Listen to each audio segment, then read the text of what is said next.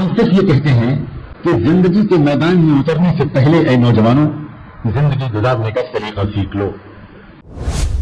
لیکن بھائی یہ دنیاوی زندگی کے جو مسئلے ہیں یہ اتنے زیادہ مجھے جان چھپانے کو مجبور کر رہے ہیں کہ آپ دعا کیجیے مجھے تھوڑا وقت ملے تو میں اس طرف توجہ کروں. وہ بیچارہ یہ نہیں سمجھ پا رہا کہ جس دنیاوی زندگی کا تم ذکر کر رہے ہو اس میں بھی کامیاب کرنے کے لیے تمہیں صاحب کردار ہونا ضروری ہے. اگر تم اپنے وقت کا اور اپنے مال کا صحیح استعمال کرنا سیکھ لو گے تو تھوڑے سے مال کے باوجود تم غنی ہو جاؤ گے. انسان سے عام طور پر ایک غلطی ہوتی ہے کہ اگر اسی کو رہنمائی نہ ملے تو اس کی طبیعت اندر کے خزانوں کی طرف چلنے کے بجائے باہر کی چیزوں کی طرف چلتی ہے. حالانکہ انسان اگر کردار کے لحاظ سے اچھا بن جائے, پہلے الفاظ پر بہت غور کر لیے گا, اگر انسان پہلے کردار کے لحاظ سے اچھا بن جائے, پہلے ایمان و عمل کے لحاظ سے اچھا بن جائے, پہلے تقوی کے لحاظ سے اچھا بن جائے, پہلے بڑوں کے ادب اور چھوٹے کو شفقت و پیار کو اپنا شعار بنا لے, پہلے اگر وہ اپنے وقت اور اپنی مال اور اپنی صلاحیتوں کو صحیح استعمال کرنے کا مزاج بنا لے, ڈسپلن پیدا کر لے, تقویٰ پیدا کر لے, یہ انسان جس میدان میں قدم رکھے گا کامیابی اس کا قدم چھونے گی. دنیا پریشان ہوتی چلی جا رہی ہے, تسلیم نہیں کر رہی اپنی غلطی کو. تو سودی نظام جب تک دنیا سے پاک نہیں ہوگا تب تک یہ سسٹم نہیں بدلے گا کہ غریب اور غریب ہوتے چلے جائیں اور امیر ہوتے چلے جائیں.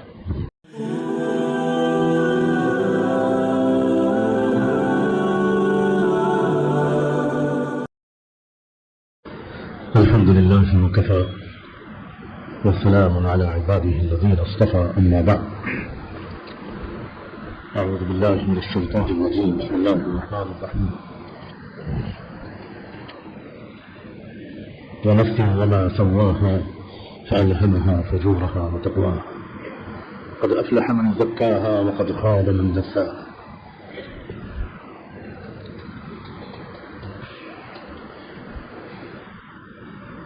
وقال صلى الله عليه وآله وسلم إن في الجسد مضغة إذا صلحت صلح الجسد كله وإذا فسدت فسد الجسد كله ألا وهي القلب. أو كما قال صلى الله عليه وآله وسلم. سبحان ربك رب العزة عما يصفون وسلام على المرسلين والحمد لله رب العالمين. اللهم صل على سيدنا محمد وعلى آل سيدنا محمد وبارك وسلم.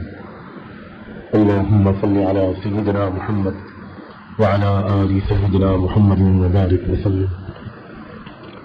اللهم صل على سيدنا محمد وعلى آل سيدنا محمد وبارك وسلم.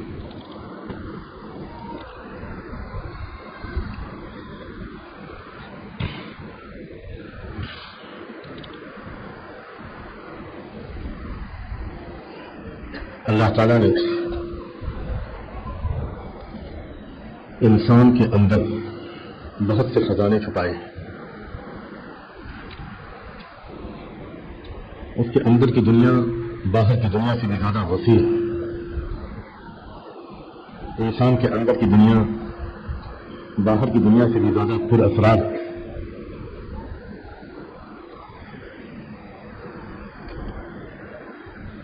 یہ احسان ہے انبیاء علیہ السلام کا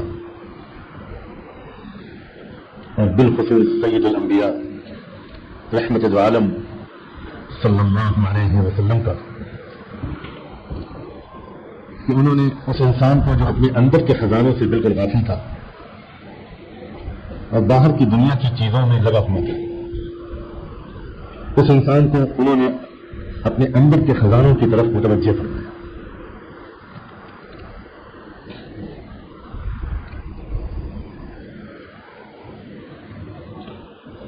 انہوں نے انسان سے یہ کہا کہ انسان ذرا اپنے اندر جھانک کر دیکھ, اپنے من میں ڈوب کر پا جا سراغ زندگی, اپنے من میں ڈوب کر پا جا سراغ زندگی. تو اگر میرا نہیں بنتا نہ بن, اپنا تو بن. انہوں نے کہا کہ تم ذرا اپنے اندر کے خزانوں کو دریافت کرو, اپنے اندر جھانک کر دیکھو. تمہارے اندر بڑے قیمتی خزانے چھپے ہوئے ہیں. تم اگر اپنے اندر کی طرف توجہ کرو گے، اپنے من کی دنیا کو سجاؤ گے، اپنے اخلاق کو بناؤ گے، اپنے کردار کو بناؤ گے، سچ اختیار کرو گے، جھوٹ چھوڑ دو گے، ایمانداری اختیار کرو گے، بے ایمانی اور خیانت چھوڑ دو گے، اپنے وقت کا اور اپنے مال کا صحیح استعمال کرنا سیکھ لو. اگر تم اپنے وقت کا اور اپنے مال کا صحیح استعمال کرنا سیکھ لو گے تو تھوڑے سے مال کے باوجود تم غنی ہو جاؤ گے. اور اگر تم نے اپنے وقت کا اور مال کا استعمال صحیح نہ سیکھا تو لاکھوں کے مالک ہونے کے باوجود ہمیشہ پریشان حال ہو. انسان سے عام طور پر ایک غلطی ہوتی ہے کہ اگر اسے کوئی رہنمائی نہ ملے تو اس کی طبیعت اندر کے خزانوں کی طرف چلنے کے بجائے باہر کی چیزوں کی طرف چلتی ہے. وہ اسی میں مشغول ہوتا ہے، اسے خبر ہی نہیں ہوتی کہ اندر کیا کچھ چھپا ہوا ہے.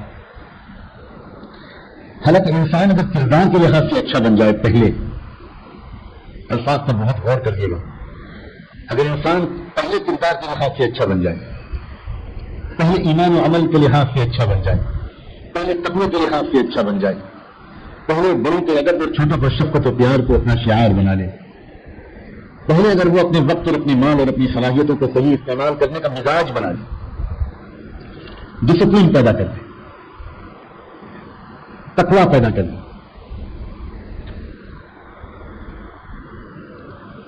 حسد، کینے، کبر، ان سب میں اپنا خون جلانے اور اپنی عزت کو خاک میں ملانے کی بجائے انسان صاف دل بن جائے، یہ انسان جس میدان میں قدم رکھے گا کامیابی اس کا قدم چومے گی. یہ انسان جس کا اندرون اچھا ہو جاتا ہے اس کا باہر کی دنیا اچھی ہو کر رہتی ہے. اس لیے جب اپنی بیوی کے لیے بہت اچھا شوہر ثابت ہوتا ہے، وہ اپنے بچوں کے لیے بہت اچھا باپ ثابت ہوتا ہے، وہ اپنی پڑوسیوں کے لیے بہت اچھا پڑوسی ثابت ہوتا ہے، وہ اپنی فیملی کا بہت کامیاب درجن بنتا ہے، وہ غلطیوں کو معاف کرنے والا بنتا ہے، وہ بات کا بتنگڑ نہیں بناتا، بڑی سے بڑی بات کو اپنے حسن اخلاق اور عقل اور حسن تدبیر سے چھوٹی سی چھوٹی بات میں تبدیل کر دیتا ہے. افسوس یہ ہے کہ لوگوں نے جب ان کے کانوں میں آواز پڑتی ہے کہ دل کو بناؤ، باطن کو ٹھیک کرو، ایمان اور اعمال کو ٹھیک کرو، تقوی اختیار کرو، اللہ کا ذکر کثرت سے کرو، تو ان کے ذہنوں میں آتا ہے کہ ہاں یہ چیزیں اچھی ہیں، آخرت میں کام آئیں گی، مگر مجھے ابھی کہاں دنیا سے چھٹی ہے، میرا فرصت ملے تو میں اس طرح توجہ کروں. بتاؤ یہ عام خیال ہے کہ نہیں؟ میں اس وقت بہت مشغول ہوں، میرے پاس تو ایگزام ہے، میرا تو ٹیسٹ ہے، میرے تو جاب کا مسئلہ ہے، میری شادی کا مسئلہ ہے، میرے بچوں کا مسئلہ ہے، میرے بچوں کی شادی کا مسئلہ ہے، میرا یہ مسئلہ ہے، میرا وہ مسئلہ ہے، یہ مسئلہ ہے. یہ بات سب ٹھیک ہے، لیکن ذرا سا زندگی سیٹل ہو جائے، سب مسئلے حل ہو جائے تو میں اس طرح توجہ کروں. یہ اس لیے یہ بھولا بھالا انسان یہ سمجھتا ہے، یہ قابل احترام انسان یہ سمجھتا ہے کہ وہ یہ سمجھتا ہے کہ دین کا میری دنیاوی زندگی سے کوئی خاص تعلق نہیں ہے.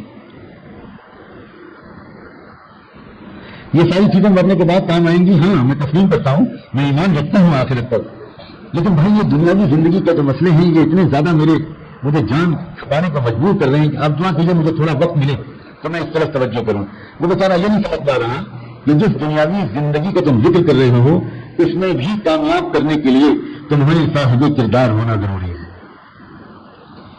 تمہارے صاف دل والا ہونا بہت مفید ہوگا، تمہیں اچھے اخلاق والا انسان ہونا بہت مفید ہوگا. ہم صرف یہ کہتے ہیں کہ زندگی کے میدان میں اترنے سے پہلے اے نوجوانوں زندگی گزارنے کا سلیقہ سیکھ لو. تم باتیں سب سیکھتے ہو، زندگی کا سلیقہ ہی نہیں سیکھتے. ایک ہے زندگی کے اصل مسائل جیسے ہر ایک کو دو چار ہونا ہے. دن میں کئی بار ایسی چیزیں ضرور پیش آئیں گی جن سے غصہ آئے گا، کیسے نپٹنا ہے ان سے. دن میں کئی بار ایسی چیزیں آئیں گی جن سے نا امیدی اور مایوسی پیدا ہو سکتی ہے، کیسے فیس کرنا ہے ایسے چیلنجز کو.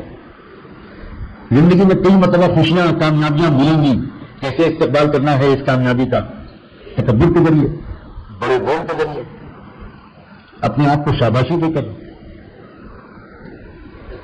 یا شکر گزار بندے کے مزاج کے ذریعے کہ نعمت ملی، کامیابی ملی، امتحان میں ایکسلنٹ کامیابی ملی، انٹرویو میں پاس ہو گئے، جاب میں سلیکٹ ہو گئے، اور گھر آنے سے پہلے محلے کی مسجد میں گئے اور پہلے 2 رکعت نماز پڑھی، سجدہ شکر کیا اور کہا یا اللہ یہ میرا کمال نہیں ہے، یہ آپ کی نعمت ہے، یہ آپ کی عطا ہے، مجھے اس پر شکر کی توفیق دے۔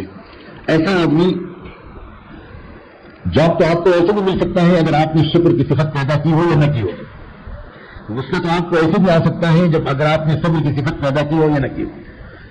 غصہ انتظار نہیں کرے گا کہ پہلے آپ کے اندر صبر کی صفت پیدا ہو جائے تب میں حاضر خدمت ہوں، اور غصہ آپ کو اطلاع دے کر نہیں آئے گا، اپائنٹمنٹ لے کر۔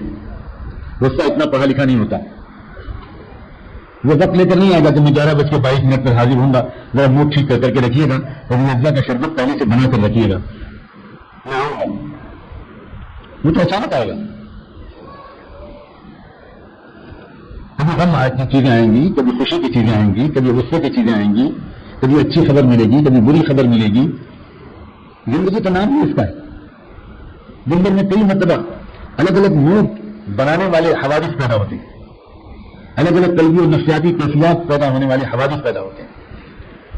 انسان کو جوڑ بٹھا کر رکھنا پڑتا ہے اپنے ماں باپ کے ساتھ بھی اور اپنی بیوی بچوں کے ساتھ بھی، اپنے ددیالی اور دنیالی رشتے داروں کے ساتھ بھی اور اپنے سسرالی رشتے داروں کے ساتھ بھی، سب کے ساتھ ایڈجسٹ کر کے چلنا، یہ تو دین سکھاتا ہے۔ دین کی ضرورت صرف مرنے کے بعد پڑے گی، قبر میں پڑے گی، دنیا میں نہیں پڑے گی، اس خیال کو ذہن سے نکال دیا جائے۔ دین کی ضرورت تو ہمیں ہر وقت اس وقت ہے، ضرورت تو ہمیں اس وقت ہے، اس وقت ہم کو اخلاق سیکھنے ہیں، اس وقت ہم کو تقویٰ سیکھنا ہے، اس وقت ہم کو زندگی گزارنے کا مقصد سمجھنا ہے۔ کیا مقصد ہے ہماری زندگی کا؟ ہم کیوں پیدا کیے گئے؟ دنیا کے اکثر انسان ایک بار بھی یہ سوال اپنے دل دماغ میں لائے بغیر پوری زندگی گزار کر دنیا سے چلے جاتے ہیں۔ آدمی سوچتا نہیں آخر میری زندگی کا مقصد کیا ہے، میں کیوں پیدا کیا گیا؟ بچہ ہوتا ہے تو اسکول جاتا ہے، وہ ان باتوں کو نہیں سوچ سکتا، چھوٹا بچہ ہے، اسکول جاتے ہی اس کے اوپر اسکول کے کریکولم کا، کورس کا، امتحانات کا بوجھ لاد دیا جاتا ہے، اور وہ اسی کو بوجھ پر دبا لیتا ہے۔ اس کے بعد جب ذرا سا بڑا ہوتا ہے تو کچھ اور خواب اس کو ستانے لگتے ہیں، اور پھر اور بڑا ہوتا ہے تو پھر اس کے اوپر ذمہ داریاں آ جاتی ہیں۔ یعنی آدمی اس دوڑتی بھاگتی چیختی چلاتی زندگی میں سوچ ہی نہیں پا رہا ہے کہ میری زندگی کا کوئی مقصد ہے، کیا میں صرف اسی لیے پیدا کیا گیا ہوں؟ بچپن سے جوان ہوں، شادی ہو، 4 بچے ہوں، باپ بنوں، شوہر بنوں، خالی بنوں، پھپھا بنوں، ماموں بنوں، چچا بنوں، اور اس سے لڑوں اس سے لڑوں، اور اس کے بعد بوڑھا ہوں، بیمار ہوں، مر جاؤں۔ صرف اسی کام کے لیے مجھے اللہ نے پیدا کیا، یہ تو کوئی مقصد نہیں ہوا۔ ابھی سوچتا نہیں، اگر سوچتا نہیں تو وہ اور سب سیکھتا ہے لیکن زندگی گزارنے کا طریقہ نہیں سیکھتا۔ دین نام کی زندگی گزارنے کے طریقے کا اس سے آئے تو میں کیا کروں، اس کے پر کنٹرول کیسے کروں، اگر اللہ مجھے عزت دے تو اس عزت کو کیسے سنبھال کر رکھوں اور عزت کی وجہ سے اپنے دل میں بڑائی نہ آنے دوں، میں کسی کو حقیر نہ سمجھنے لگوں، میں اپنے مال کو اس طرح خرچ کروں کہ میں بھی مضبوط سے مضبوط تر بنوں، میرے بچوں کا مستقبل بھی روشن ہو، میرے معاشرہ اور میری امت بھی مضبوط ہو۔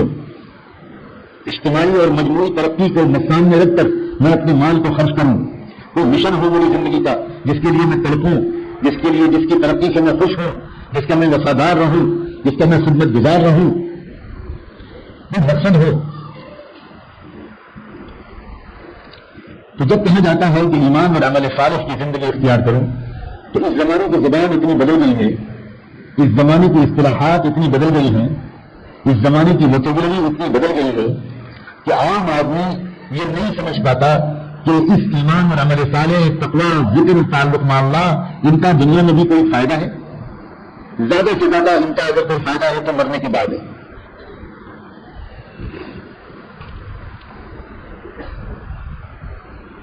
سمجھ لینی چاہیے اس بات کو کہ اگر ہمارے اندر اچھی صفات پیدا ہوں گی تو ہم کو اس دنیا میں بھی نفع ملے گا، اس دنیا میں بھی کامیابی ملے گی، اس دنیا میں بھی سکون ملے گا، اس دنیا میں بھی راحت ملے گی، اس دنیا میں بھی عزت ملے گی اور مسائل کو حل کرنے میں مدد ملے گی۔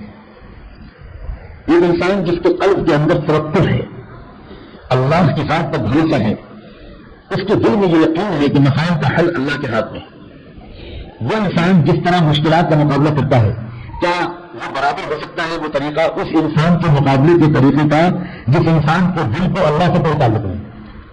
آپ بتاؤ دونوں انسانوں میں سے کون مشکلات کے موقع پر فوراً مایوس ہو جائے گا؟ یہ جو اللہ کا توکل والا ہے وہ گھبرا جائے گا، مایوس ہو جائے گا، نا امید ہو جائے گا، رونے لگے گا، غلط تدبیریں استعمال کرے گا، یا وہ جس کے دل کو اللہ سے کوئی تعلق نہیں بنا وہ مسائل کے سلسلے میں پریشان ہوگا.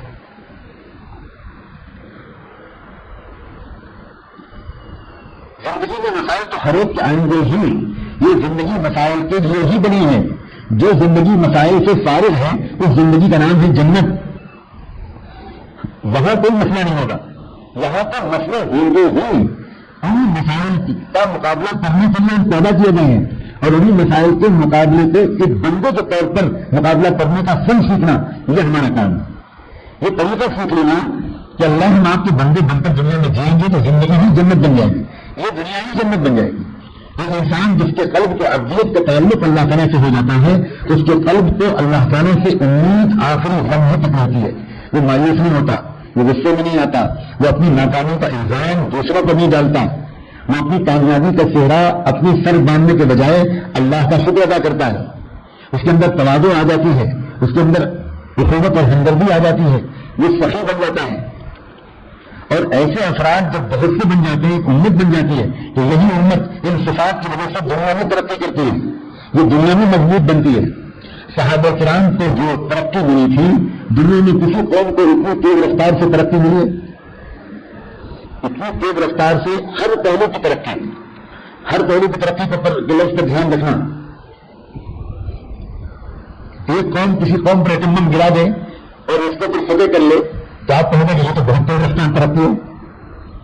لیکن میں کہہ رہا ہوں ہر پہلو سے کسی قوم کو جو ترقی ملی ہے جو صحابہ کی ترقی ہو رہی ہے، اعمال میں بھی، اخلاق میں بھی، فتوحات میں بھی، سیاست میں بھی، میدان جنگ میں بھی، میدان تجارت میں بھی، کاروبار میں بھی، پوری دنیا میں سربلندی میں بھی، اقوام عالم میں محبوبیت میں بھی، ہر طرف پر وہ ترقی کرتے چلے جا رہے ہیں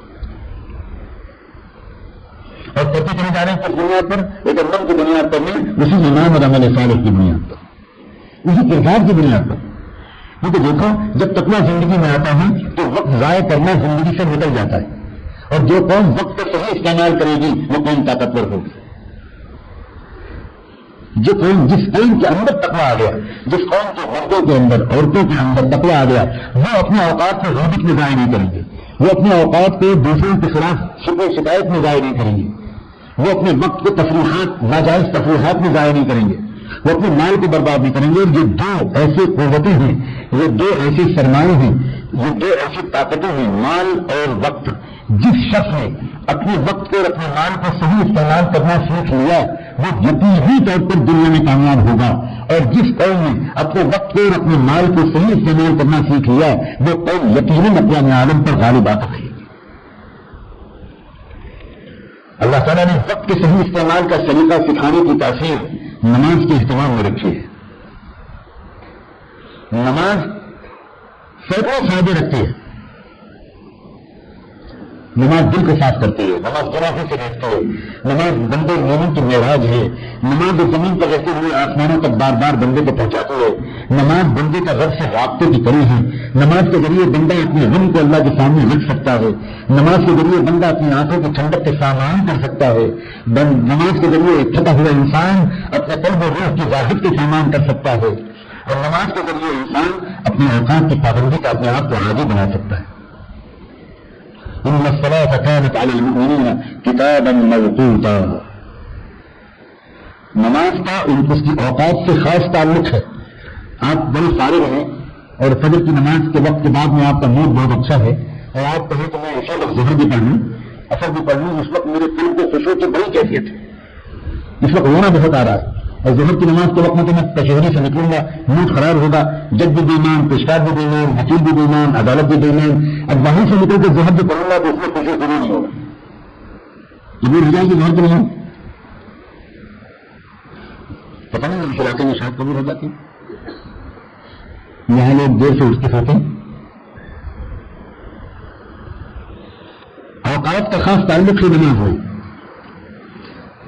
انسان کے 24 گھنٹے کو ایک ٹائم ٹیبل میں تقسیم کرنے کا سلیقہ سکھایا ہے نماز میں. اور اللہ تعالیٰ نے بڑے حسن ترتیب کے ساتھ نماز کے اوقات رکھے ہیں. فجر کی نماز اور ظہر کی نماز کے درمیان لمبا گیپ رکھ دیا اور اشارہ یہ فرما دیا کہ وجعلنا النہار معاشا، کہ ہم نے دن کا وقت جو رکھا ہے وہ تمہاری روزی روٹی کی محنت کے لیے رکھا ہے. اشارہ یہ ہوا کہ فجر کی نماز سے لے کر ظہر تک کا وقت تمہارے دن کا وقت ہے، اس وقت میں روزی روٹی کی محنت کرو اور چھٹی کرو بس.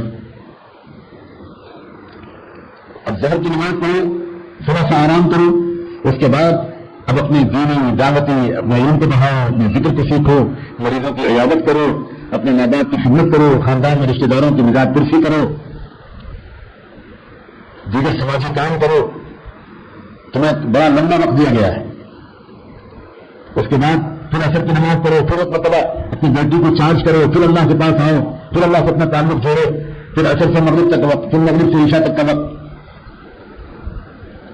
اور عشاء سے فجر کے درمیان پھر لمبا گیپ دے دیا. اور اس نے بھی فرمایا وجعلنا اللیل لباسا وجعلنا نومکم سباتا، اب رات ہم نے دی ہے تمہارے لیے کہ تم آرام کرو، اور تم کو اگر توفیق مل جائے تو رات کے کچھ حصے میں اللہ تعالیٰ کو تنہائی میں اور زیادہ یاد کرو. رات کا لمبا گیپ عشاء اور فجر کے درمیان، فجر اور ظہر کے درمیان لمبا گیپ دن میں. ایک اللہ تعالیٰ نے ترتیب یہ بنائی تھی کہ اس طرح تم دن میں وہ کام کرو، رات میں آرام کرو، اور یہ جو دوپہر سے لے کر رات تک کا جو وقت ہے اس میں تم اپنے دیگر تمام سماجی روحانی کام کرو، بہت وقت میں برکت ہوگی. شیطان نے سارا نظام توڑ دیا. ہمارا تو دن ہی شروع ہوتا ہے 11-12 بجے اور رات دیر تک دن رہتا ہے. صبح کو بہت دیر سے کام شروع کرنا، صبح کو بہت دیر سے اٹھنا، رات میں بہت دیر سے سونا، صبح کو بہت دیر سے اٹھنا. صاف حدیث کے الفاظ ہیں جو شخص بھی صبح کو سوئے گا روزے کی برکت سے تا قیامت محروم رہے گا. اب برکت نہیں ہے لوگوں کے پاس، چاہے وہ کتنا کما رہے ہیں، سکون قلب نہیں ہے. فطرت کے نظام کو توڑنے کی سزا آخرت سے پہلے اس دنیا میں ضرور ملتی ہے. تو نماز دی گئی تھی من جملہ اور اس کے مقاصد اور مصالح کے، جہاں نماز کے اور فائدے ہیں، جہاں نماز کی اور مصلحتیں ہیں، جہاں نماز کے اور اسرار ہیں، وہاں نماز کے ذریعے اور نماز کے اوقات کے ذریعے نماز کے اوقات کے ذریعے وقت کی پابندی کا مزاج بنایا گیا تھا، وقت کا شعور دیا گیا تھا، وقت کے قیمتی ہونے کا احساس دیا گیا تھا. 1 منٹ دیر ہوئی اور نماز چھوٹ گئی، 1 منٹ دیر ہوئی اور نماز قضا ہو گئی. وقت کا جو قیمتی ہونے کا احساس ہے اس کو دیا اللہ تعالیٰ نے نماز کے ذریعے سے ایمان والے کے دلوں میں. اقم الصلاۃ لدلوک الشمس الی غسق اللیل، اللہ تعالیٰ نے 24 گھنٹے کے اوقات کو قرآن مجید میں کئی جگہ پر مختلف الفاظ سے بیان فرمایا اور ان کو چھوڑا نماز کے ذریعے. دیکھو اللہ تعالیٰ نے دن اور رات کو تقسیم کیا نماز کے اوقات میں، سال کے مہینوں کو تقسیم کیا دوسری عبادات میں، کسی نے رمضان کے روزے رکھے، کسی نے حج رکھا. لتعلموا عدد السنین والحساب. اللہ تعالیٰ نے وقت کے استعمال کا شعور عطا فرمایا اور حضور اکرم صلی اللہ علیہ وآلہ وسلم نے اپنے ایک ایک سجود کے صحیح استعمال کا طریقہ سکھایا. چنانچہ اگر آپ آئے یہاں، آپ کسی دینی محفل میں جائیں تو مہربانی کر کے اپنی نیتوں کو ذرا اور بلند کیجیے. صرف یہ سوچ کر چلے آنا کہ بیان سن لیں گے، تھوڑی دعا میں شریک ہو جائیں گے اور یہ ہو جائے گا اور وہ ہو جائے گا اور میرے کاروبار کا مسئلہ حل ہو جائے گا اور میں بوتل میں دم کروا لوں گا تو میرا داماد کی بیماری دور ہو جائے گی. صرف ان مقاصد کو لے کر آنے کے بجائے بہت بلند سوچ لے کر آنے کی عادت ڈالیے. یہ سوچ کر آئیے کہ میں اپنی پوری زندگی کی ترتیب کو بدلوں گا، زندگی کا سلیقہ سیکھوں گا، وقت کا استعمال سیکھوں گا، آنکھوں کا استعمال سیکھوں گا، کام کا استعمال سیکھوں گا، میں اپنی مال کا استعمال سیکھوں گا. یاد رکھیے آمدنی جس کی زیادہ ہوگی وہ اس حساب سے خوشحال نہیں ہوگا. آمدنی کسی کی زیادہ ہوگی جس قوم کی وہ قوم ترقی کرے گی، یہ بھی بالکل ذہن سے نکال دیجیے. آمدنی سے خوشحالی کا اور قومی ترقی کا تعلق نہیں ہے بلکہ خرچ کرنے کے سلیقے سے خوشحالی کا اور قومی ترقی کا تعلق ہے. اسی لیے آپ دیکھو کیا بنیادی فرق ہے اسلامی معاشرات میں اور ہماری اس زمانے کی مغربی اکنامکس میں. خاص طور پر جو طلبہ علم علماء یہاں موجود ہیں وہ اس باتوں کو بہت غور سے سنیں، بعد میں اس کی تفصیل جاننے کی کوشش کریں۔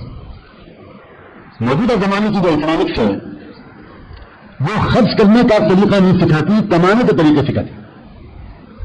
50 طریقے کمانے کے، اس کو اس سے مطلب نہیں ہے کہ کمانے کا یہ طریقہ اخلاقی اصولوں پر قائم ہے یا اخلاقی اصولوں سے بالکل عاری ہے، اس سے موجودہ اکنامکس کا کوئی تعلق نہیں، موجودہ معاشیات کا کوئی تعلق نہیں۔ آپ کی جیب بھرے گی اس طریقے سے، بس یہ بتاتی ہے موجودہ معاشیات۔ اسلامی معاشیات کمانے کے 10 طریقے نہیں بتاتی، اسلامی معاشیات زور دیتی ہے خرچ کرنے کے طریقے پر۔ کمانے کے سلسلے میں کون سا وہ طریقہ ہے جس سے تم کو فائدہ پہنچ سکتا ہے مگر دوسرے کو نقصان پہنچ سکتا ہے، اس کی ہم اجازت نہیں دے سکتے۔ یہ بنیادی اصول ہے اسلامی معاشیات۔ کوئی بھی ترین ٹرانزیکشن، کوئی بھی طریقہ جس سے تم کو فائدہ پہنچے اور دوسرے کو نقصان پہنچے وہ اسلام میں جائز نہیں ہے، اسی لیے سود حرام ہے۔ کیونکہ اس میں تم کو تو فائدہ پہنچ جائے گا لیکن دوسرے کو نقصان پہنچ جائے گا۔ ایک پارٹی کا فائدہ اور ایک پارٹی کا نقصان اسلام اس کی اجازت نہیں دے سکتا۔ ہم تنازل ہونی چاہیے، کاروباری ٹرانزیکشن دونوں طرف کی مکمل رضامندی سے ہونی چاہیے، اور رضامندی مجبوری کے تحت نہیں بلکہ رضامندی دل کی گہرائیوں سے ہو۔ لیکن اسلامی معاشیات اس پر غور کرتی ہے کہ حال زور دیتی ہے کہ جائز اور حلال طریقے سے یہ پیسے آپ کو ملے، اب آپ اس کو خرچ کیسے کریں؟ اگر آپ اس کو اس طرح خرچ کرتے ہو کہ آپ کی شان معاشرے میں بلند ہو جائے، آپ کا نام بلند ہو جائے، لوگ آپ کو بہت مالدار سمجھیں، بڑا آدمی سمجھیں، لوگ 2 منٹ کے لیے جھوٹی مبارکباد دے کر آپ کے بیٹے کی شادی کے بعد واپس جائیں، یہ طریقہ آپ کی خوشحالی کا بھی نہیں ہے، قومی ترقی کا بھی نہیں ہے۔ بلکہ مال کو اس طرح آپ خرچ کریں کہ آپ کے بچے آپ سے بھی زیادہ مضبوط بنے، مال کو اس طرح آپ خرچ کریں کہ پوری سوسائٹی کو فائدہ پہنچے، پورے معاشرے کو فائدہ پہنچے، اس معاشرے کے جو کمزور طبقات ہیں ان کو بھی فائدہ پہنچے، بیمار یتیموں کو بھی فائدہ پہنچے، اس معاشرے کے اندر جو معاشرے کو مضبوط کرنے کے کام ہو رہے ہیں ان کاموں کو فائدہ پہنچے، علم کے ادارے مضبوط ہوں، خدمت خلق کے ادارے مضبوط ہوں۔ صرف اپنے اوپر، اپنے سوچنے کے اوپر جس قوم کے افراد کے مزاج پیسوں کے خرچ کرنے کے سلسلے میں بس سلیقی کا ہوگا، وہ پوری کی پوری قوم کروڑ پتی ہو جائے، وہ کبھی بھی کامیاب نہیں ہو سکتی، مضبوط نہیں ہو سکتی۔ لیکن میں مثال دیتا ہوں، عرب قومیں آج بہت مالدار ہیں تو نہیں، عرب کے کئی ممالک دنیا کے مالدار تمام ملکوں میں ان کا شمار ہوتا ہے۔ اتنا ریزرو منی ہے، اتنا ریزرو منی ہے، اتنا زیادہ ریزرو پیسہ ہے کہ پوری دنیا میں کسی کے پاس اتنا ریزرو پیسہ نہیں جتنا مسلم عرب ملکوں کے پاس ہے۔ لیکن کیا وہ عرب ملک دنیا میں طاقتور ملک مانے جاتا ہے؟ وہ ان کی حیثیت ہے؟ آپ سوچیں ذرا، دولت تو بہت زیادہ ہے لیکن ہیں وہ انتہائی کمزور، دنیا کے بڑے ملکوں کے غلام، بڑی طاقتوں کے غلام، ان کے پیچھے پیچھے چلنے والے، ان سے ڈرنے والے، وہ اپنی حفاظت خود نہیں کر سکتے، اپنی حفاظت کے لیے اپنی دشمن قوم کے فوجیوں کو اپنے یہاں رکھتے ہیں۔ دنیا میں آپ نے ایسی حماقت کبھی سنی؟ مسٹر دشمن نمبر 420، تم اپنی فوج بھیج دو اس لیے کہ مسٹر دشمن 210 سے مجھ کو خطرہ ہے۔ سبحان اللہ، عجیب بات ہے، کبھی آج تک دنیا کی کسی قوم نے دشمن قوم کے فوجیوں کو اپنی حفاظت کے لیے بلایا؟ یعنی دشمن قوم کے قومی فوجی حفاظت کے لیے نہیں، وہ تو دراصل فاتح ہو گئے، بلا کسی جنگ کے انہوں نے آپ کو فتح کر لیا، اب آپ ان کی اجازت کے بغیر آپ کا ہوائی جہاز نہیں مل سکتا، ان کی اجازت کے بغیر آپ کا وزیر ملک سے باہر نہیں جا سکتا، ان کی اجازت کے بغیر آپ کا شہزادہ اپنے ملک کی سرحدوں کو چھوڑ نہیں سکتا۔ یہ کس کی حفاظت ہے؟ یہ کس بات کی بنی ہے؟ میں کسی ملک کو لام تان کرنے کے لیے بات نہیں کر رہا ہوں، لام تان یہاں خانقاہ میں بیٹھ کر کرنے سے کیا فائدہ ہوگا؟ وہ عبرتناک مثال سمجھانے کے لیے کر رہے ہیں کہ طاقتور ترین قومیں ہیں، مال کے لحاظ سے مالدار ترین قومیں ہیں، لیکن دنیا کی سب سے کمزور قومیں ہیں۔ اور ایک میں صحابہ کرام تھے جو مالدار قومیں نہیں تھی، بہت غریب لوگ تھے، بہت غریب لوگ تھے، لیکن اللہ کے رسول صلی اللہ علیہ وسلم نے ان کو اپنے مال کے ایک ایک پیسے کے استعمال کا طریقہ سکھا دیا تھا۔ جو لوگ اپنے مال کو صحیح استعمال کرنا سیکھ لیتے ہیں، آپ میں سے اکثر لوگ، مجھے برا نہ ماننا، اپنے مال کا صحیح استعمال نہیں کرتے ہیں، مال کے کم ہونے کا شکوہ ادا کرتے رہتے ہیں، اس لیے کم ہونے کا شکوہ ادا کرتے ہیں کہ خرچ کرنے کا سلیقہ نہیں سیکھا۔ اصل ترقی کا راز خرچ کرنے کا سلیقہ سیکھنے میں، اور اسلام نے اس کو خوب سکھایا ہے، خوب سکھایا ہے۔ تو میں تو یہ بات کہہ رہا تھا کہ نیت ہونی چاہیے آتے وقت کہ پوری زندگی کے تمام شعبوں میں صفر سے شروع کر کے سب کچھ سیکھوں گا، یہاں آنے کے نتیجے میں اپنے مال کے خرچ کرنے کی ترتیب بدلوں گا، میں دکھے دل سے کہہ رہا ہوں یہ بات، لوگ سمجھ بھی رہے تصوف سلوک کو، خانقاہ کو، دعوت و تبلیغ کی محنت کا جس طرح برا حشر کیا، ویسے ہی ہر دینی محنتوں کا ہم برا حشر کرنے پر تلے ہوئے۔ ہم سمجھ نہیں پا رہے ہیں اس بات کو کہ اسلام کیا ہم سے مطالبہ کر رہا ہے کیا اسلام؟ ہم کبھی صرف ٹوپی کرتا پاجامہ پہن لیتے ہیں، سمجھ لیتے ہیں ہم ہو گئے دین۔ ہم جمعے کی نماز پڑھنا شروع کرتے ہیں، سمجھ لیتے ہیں ہم ہو گئے دین۔ ہم صرف 5 وقت کی نماز پڑھنا شروع کر دیتے ہیں، کہتے ہیں ہم پورے دیندار ہو گئے۔ نہیں میرے بھائی، سر سے پیر تک کے پورے نظام کو ٹھیک کرنا ہے، پورے گھر کا سسٹم، بچوں کی تعلیم کہاں ہو رہی ہے، ہمارے بچے کہاں تعلیم پا رہے ہیں، یہ اسلام کا خاص حصہ ہے۔ آپ بہت بری طرح پکڑے جائیں گے آخرت میں اگر آپ نے اندازوں اپنے بچوں اور بچیوں کو موجودہ اسکولوں کے حوالے کر دیا۔ رب کعبہ کی قسم، آپ بہت بری طرح پکڑے جائیں گے آخرت میں، کیونکہ آپ اپنے بچے کو شرک پڑھوا رہے ہیں، آپ اپنے بچے کو کفر پڑھوا رہے ہیں، آپ اپنے بچے کو ناجائز حرکتیں کرنے والے بچے اور بچیوں کے بیچ میں بھیج رہے ہیں بغیر کسی نگرانی کے، بغیر کسی تربیت کے۔ اسلام کو پورے کے پورے کو سمجھیے، اسلام کیا ہے۔ یا ایھا الذین آمنوا اذا دعاکم یا ایھا الذین آمنوا استجیبوا للہ وللرسول اذا دعاکم لما یحییکم۔ عجیب آیت ہے سورہ انفال کی۔ اے ایمان والو، اللہ کے رسول کی بات کو پوری طرح قبول کرو جب وہ تم کو دعوت دیں اس چیز کی طرف جس میں تمہاری قومی زندگی ہے، جس میں تمہاری زندگی کا سامان ہے۔ اسلام موت کی دعوت دینے کے لیے نہیں آیا، اسلام زندگی کی دعوت دینے کے لیے آیا ہے۔ لما یحییکم، زکات تمہیں زندہ کرے گی، نماز تمہیں زندگی کا طریقہ سکھائے گی، یہ زندگی کے آداب ہیں۔ سادگی اختیار کرو، قناعت اختیار کرو، سخاوت اختیار کرو، ہمدردی اختیار کرو، ایثار اختیار کرو، خوش اخلاق شوہر بنو اپنی بیویوں کے لیے، وفادار خدمت گزار جانثار بیویاں بنو اپنے شوہروں کے لیے، چاہنے والے محبت کے پھول نشاور کرنے والے بھائی بہن بنو، خدمت گزار اور آنکھوں کی ٹھنڈک بن جانے والی اولاد بنو اپنے ماں باپ کے لیے۔ آپ یہ سب چیزیں لے کر جائیں، یہ سب چیزیں اپنے اندر پیدا کریں، اپنے گھروں کے پورے ماحول کو ٹھیک کریں، پورے نظام کو درست کریں۔ بڑے دکھ کے ساتھ بار بار عرض کر رہا ہوں کہ اکثر و بیشتر نوجوان لوگوں کے گھروں میں، نوجوان جوڑوں میں میاں بیوی کے تعلقات ٹھیک نہیں ہیں۔ میں تو واقعی حیران ہوں اور بار بار اس پر اظہار کر رہا ہوں کہ اس پورے علاقے کے اندر جو نافرمانیاں بیویوں کے اندر ہیں اور جو ساس اور بہو کی لڑائیاں ہیں، اللہ کی پناہ میں نے اس علاقے میں آنے سے پہلے کبھی سنی نہیں تھی۔ عجیب غریب حالت ہے، جس کو دیکھو اتنے فون آتے ہیں، اتنے ای میل آتے ہیں، اتنی زیادہ ہوتی ہیں بچیاں شکایت کرتی ہیں اپنے شوہروں کی، شکایت کرتی ہیں اپنی ساس کی، شکایت کرتی ہیں اپنے نندوں کی، اور صرف بچیاں ہی مجبور نہیں ہوتی، بہت سی جگہ شوہر ظلم کرتے ہیں، بہت سی جگہ بہت ظلم ہوتی ہے سسرال کی طرف سے، بہت سی جگہ باغی ہوتی ہیں خود بچیاں، بہت بچیوں کی تربیت نہیں کی۔ اس بات کی دلیل ہے کہ ہم نے بچیوں کی شادیاں کر دی لیکن بچیوں کو سسرال میں رہنے کے آداب نہیں سکھائے۔ ہم نے بالکل نہیں سکھایا اپنی بچیوں کو کہ دیکھو بچیوں سن لو، اللہ کے بعد اس دنیا میں اب شادی کے بعد سب سے زیادہ بڑا مرتبہ تمہارے شوہر کا ہے۔ یہاں تک فرما دیا رحمت عالم صلی اللہ علیہ وسلم نے، اگر گنجائش ہوتی اور میں اللہ کے سوا کسی اور کے سجدے کی اجازت دے سکتا تو میں بیویوں کو حکم دیتا کہ اپنے شوہروں کے سامنے سجدہ کیا کریں۔ ذرا تصور کرو، شوہر کے سامنے سجدہ کیا کرنے کے الفاظ کے ذریعے رحمت عالم صلی اللہ علیہ وسلم بیویوں کو کیا مقام دینا چاہ رہے ہیں، شوہروں کو کیا مقام دینا، بیویوں کو کیا بتا رہے ہیں۔ اور اگر شوہروں سے آپ نے فرمایا، انتقال کے وقت فرمایا، دنیا سے جاتے وقت فرمایا، استوصوا بالنساء خیرا، اے مردوں عورتوں کے ساتھ حسن سلوک کرنا۔ اے عورتوں، یہاں تک آپ نے ایک دفعہ فرمایا کہ مظلوم عورتوں کا وکیل قیامت کے دن میں بن کر کھڑا ہوں۔ اب زندگی بالکل اس ترتیب پر نہیں گزر رہی۔ بیان میں آ گئے، تھوڑی دیر کے لیے رو لیے، چلے گئے، اس کے بعد پھر وہی گھر میں جھگڑے اور گھر میں ٹینشن اور گھر کے اندر دیر سے سونا اور دیر سے جاگنے کی عادت، بے پردگی، دیور بھابھی کا پردہ نہیں ہے، جیٹ دیورانی کا پردہ نہیں ہے، آپس میں حیا کا تعلق نہیں ہے، حیا اور حجاب نہیں ہے، پردے کا پورا اہتمام نہیں ہے، شادیاں کیسے ہوں، وقت کی حفاظت کیسے ہو، مال کا خرچ کیسے ہو۔ لیکن یہ دین ہے، دین۔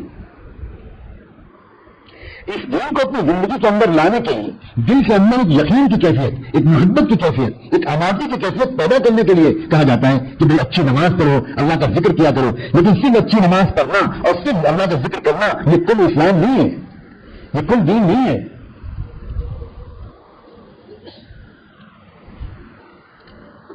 جائزہ لیں، اپنا جائزہ لیں، کیا کمیاں ہیں میرے اندر، میرے گھر میں کیا کمیاں ہیں. ہر شعبہ زندگی کے اعتبار سے دیکھیں. آپ اتنے پڑھے لکھے لوگ تو ہیں، آپ اتنا نہیں کر سکتے کہ آپ عبادات کے اعتبار سے ایک مرتبہ ذرا اپنا جائزہ لیں کہ عبادات کے اعتبار سے میرے اندر کیا کمی ہے. کریں گے آج سے انشاءاللہ.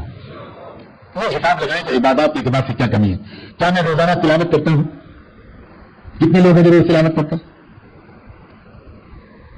اگر میں ہاتھ اٹھاؤں گا تو باقی لوگ شرمندہ ہو جائیں گے، اور ہو سکتا ہے کچھ لوگ جھوٹ موٹ ہاتھ اٹھا دیں. قرآن مجید کی تلاوت روز نہ کرنا اپنے آپ کو شیاطین، جن، بھوت، عفریت، سحر، نظر سب کے حوالے خود کرنا ہے. خود کرنا. آپ بیل مجھے مار. قرآن مجید کی تاثیر کو، قرآن مجید کی منافع کو، قرآن مجید کی طاقت کو ہم سمجھ ہی نہیں رہے. قرآن اللہ کی صفت ہے، قرآن برداشت نہیں کر سکتا شیطان. قرآن کی اتنی زبردست طاقت ہے، اسی لیے اللہ تعالیٰ نے فرمایا ہے وَإِذَا قَرَأْتَ الْقُرْآنَ فَاسْتَعِذْ بِاللَّهِ مِنَ الشَّيْطَانِ الرَّجِيمِ. جب قرآن پڑھنے بیٹھو تو پہلے اللہ سے شیطان سے پناہ مانگ لیا کرو. کیوں؟ اس لیے کہ شیطان تلاوت قرآن نہیں کرنے دیتا. اسی لیے وہ انسان جو قرآن کی تلاوت نہیں کر پا رہا اسے کسی عامل کے پاس جانے کی ضرورت نہیں.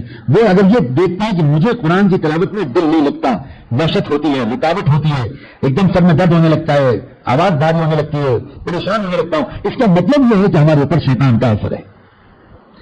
علاج اس کا یہ ہے کہ قرآن کی کثرت سے تلاوت کی جائے. پہلے شیطان سے لڑ کر قرآن کی تلاوت کی جائے. اب جس گھر میں قرآن مجید روزانہ نہیں پڑھا جاتا، گھر کے سب افراد قرآن مجید نہیں پڑھتے، شیاطین سے ان کی حفاظت نہیں ہو سکتی، چاہے 10,000 تعویذیں اپنے گلے سے لے کر اور پیر پر ڈال دو. قرآن کی تلاوت ہم سے نہیں ہو پا رہی. عبادات کی جائزہ لیں. کیا ہم سے روزانہ درود شریف پڑھا جاتا ہے؟ اپنا جائزہ لیجیے. دیکھیے کیا محسن اعظم، محسن انسانیت، رحمت دو عالم صلی اللہ علیہ وآلہ وسلم کی خدمت اقدس میں کیا ہم سے 100 بار درود شریف مختصر سا نہیں پڑھا جاتا؟ ہم ان کو کیا منہ دکھائیں گے؟ انہوں نے ہماری خاطر کتنی تکلیفیں اٹھائیں اور ہم شکریہ کے طور پر درود شریف نہیں پڑھ سکتے. جو اللہ ہمیں اس طرح کھلا رہا ہے، پلا رہا ہے، پال رہا ہے، جس نے ہمیں آنکھیں دی، زبان دی، کان دیے، ناک دی، یہ پورا جسم دیا، یہ دنیا دی، جس نے مکان دیا، جس نے سواری دی، جس نے کپڑے دیے، جو سب کچھ عطا فرما رہا ہے، جو خود نہیں پہنتا ہمیں پہنا رہا ہے، جو خود نہیں کھاتا ہمیں کھلا رہا ہے، جو خود نہیں سوتا ہمیں سلا رہا ہے، جس نے سب کچھ ہمارے لیے بنایا ہے، اس اللہ کا ذکر ہم سے نہیں ہوتا، اس اللہ کا شکر ہم سے نہیں ہوتا، اس اللہ کے شکر کی ایک تصویر نہیں پڑھی جاتی. اب بتائیے عبادات کے امتحان میں ہم کامیاب ہو رہے ہیں یا فیل ہو رہے ہیں؟ فیل ہو رہے ہیں. تھوڑی تھوڑی چیزیں ہم سے نہیں ہو پاتی. فرائض ہمارے کس طرح ادا ہو رہے ہیں عبادات کے؟ کیا نماز ہم اہتمام اور شوق سے باجماعت ادا کر رہے ہیں؟ کیا ہماری مستورات شوق و ذوق کے ساتھ اول وقت میں نماز کے لیے کام چھوڑ کر جانے کے عادی ہیں؟ عام طور سے عورتوں کا مزاج ہے کام نپٹانے پھر نماز پڑھیں گے، کام سے فارغ ہو جائے پھر نماز پڑھیں گے. وہ اندر قلب کے اندر یہ گھسا ہوا ہے کہ کام اہم ہے، اس کے بعد نماز. اب یہ چیزیں اپنی گائیڈی کے میں عرض کر رہا ہوں، آپ کی آسانی اور اپنی آسانی کے لیے عرض کر رہا ہوں. جو لوگ سنجیدگی سے یہاں آنے والے موجود ہیں اور اللہ کرے سب ایسے ہی ہوں جو واقعی اپنے آپ کو بدلنا چاہتے ہیں، ان کے لیے ایک عملی نسخہ عرض کر رہا ہوں. جائزہ، اپنا جائزہ. حاسبوا قبل ان تحاسبوا. اپنا جائزہ لینے کی عادت ڈالیں. اس کے بعد دیکھیں اخلاق کو. اللہ اکبر و کبیرہ. غور کریں، دھیان کریں اپنے اخلاق کے بارے میں. میرے اخلاق کیسے ہیں؟ اخلاق کے اندر جتنی چیزیں آتی ہیں میرے اندر ان میں سے کون کون سی چیزیں اچھی موجود ہیں؟ کیا میرے اندر سخاوت ہے؟ کیا میرے اندر ہمدردی ہے؟ کیا میں اپنے رشتہ داروں کے غم کو اپنا غم سمجھتا ہوں؟ کیا میں سب کی محبتیں حاصل کرنے میں کامیاب ہو رہا ہوں؟ کم سے کم میرے دل میں سب کی محبت ہے کہ نہیں؟ کیا میرے اندر حیا اور پاکدانی ہے کہ نہیں؟ کیا میرے اندر بخل تو نہیں ہے؟ میرے اندر حسد تو نہیں ہے؟ میرے اندر تکبر تو نہیں ہے؟ یہ جائزہ لینا سخت ضروری ہے. اگر ہم اپنا جائزہ لیں گے تو اپنے اندر ان چیزوں میں سے بہت سی نامناسب چیزیں پائیں گے. اس کے بعد اگلا مرحلہ ہوگا ان کو دور کرنے کی فکر کا. لیکن ہمیں پتہ ہی نہیں کہ ہمارے اندر یہ چیزیں، احساس ہی نہیں ان بیماریوں کا. اسی طرح عبادات، اخلاق میں دیکھیں میں اپنی والدین سے کیسے بات کرتا ہوں. سوچیں میری آواز بلند تو نہیں ہو جاتی ان سے بات چیت کرنے میں.